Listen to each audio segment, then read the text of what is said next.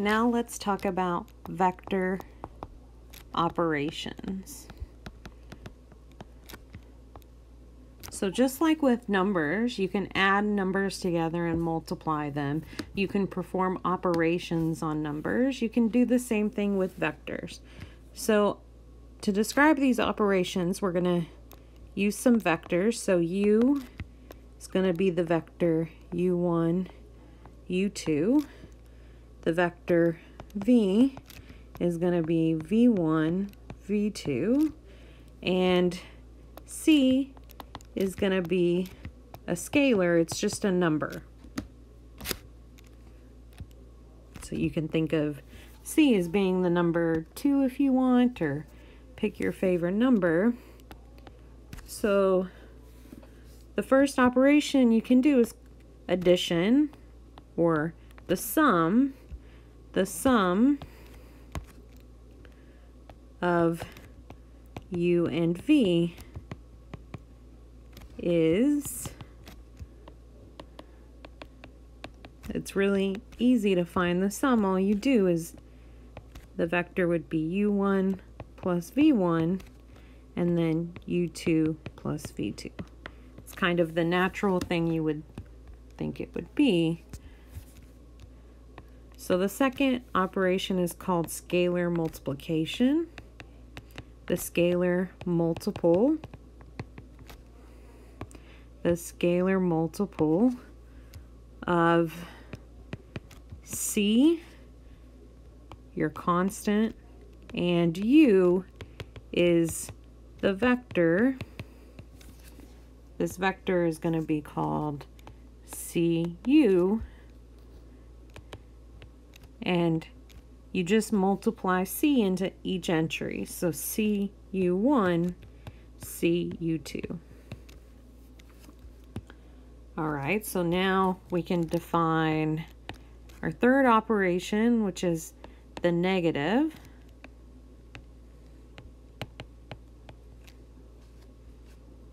Of a vector v. The negative of v is the vector. The way we write it is negative v. It's the same thing as the scalar multiple -1 v, which, because we know scalar multiple from the previous one, we know that this is the vector negative v1 and negative v2. And the last vector operation we're going to define is the difference. The difference of the vectors u and v is, it's going to be denoted u minus v. It's the same thing as, just like with subtraction and addition of scalars, it's the same thing as addition with the negative of v. So this would correspond to the vector u1 minus v1, u2 minus v2.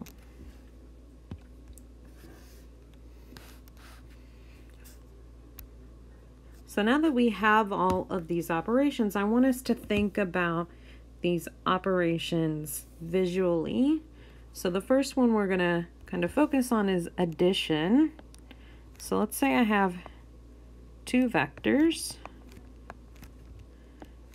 that I'm starting with. So I have a vector, let's say this is vector u, and then over here I have vector v. And I want to add these two vectors together. So I want to go over here and I want to, what does u plus v look like? Well, we can think about this graphically. What we do is you're going to start with the vector u, and then you're going to translate the vector v. You're going to take this vector here and move it to the terminal point of u. So now, if I can copy this correctly, what I'm doing is I'm putting V here right at the end of U.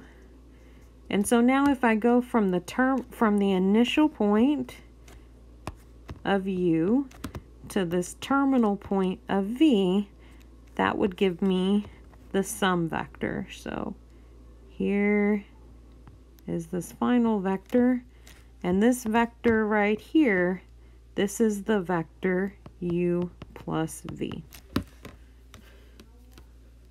So again, what you do is you translate the vector V so that its initial point is the terminal point of U, and kind of combine them together into one vector. Also, let's quickly discuss what scalar multiplication does to a vector. So let's say I have a vector here, a vector U. And so what would happen if, for example, I looked at 2U? Well, remember what the 2 does. It multiplies to each component or each part. So essentially what 2U would look like is this, 2U.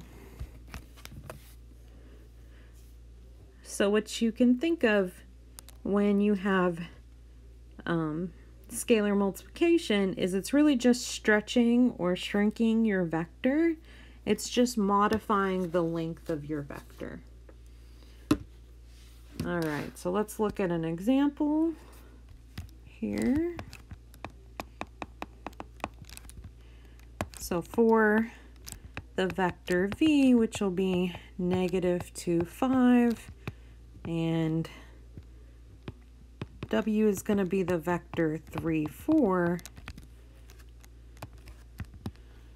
I want to find the following vectors.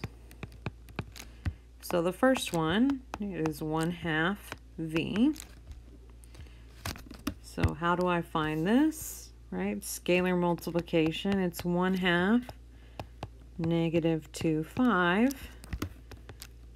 And then remember this 1/2 here goes to each entry. So it would be 1/2 times -2 and a 1/2 times 5.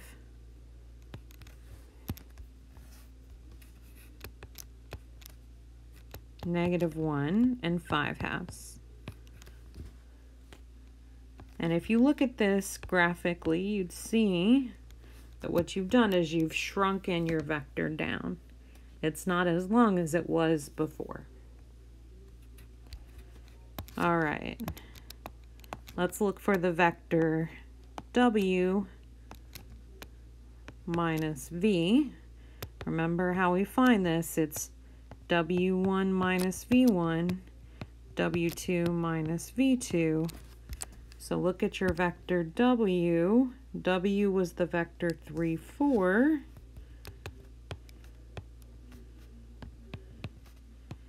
And then V was the vector -2 and 5. So this difference would be the vector 5, -1.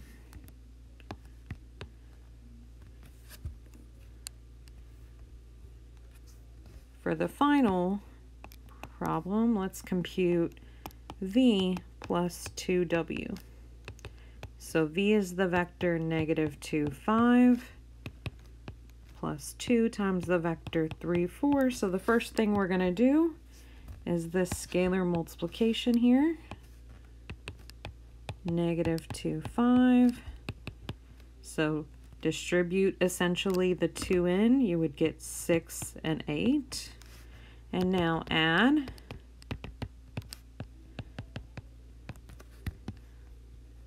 in each entry, so you would get the vector for 13.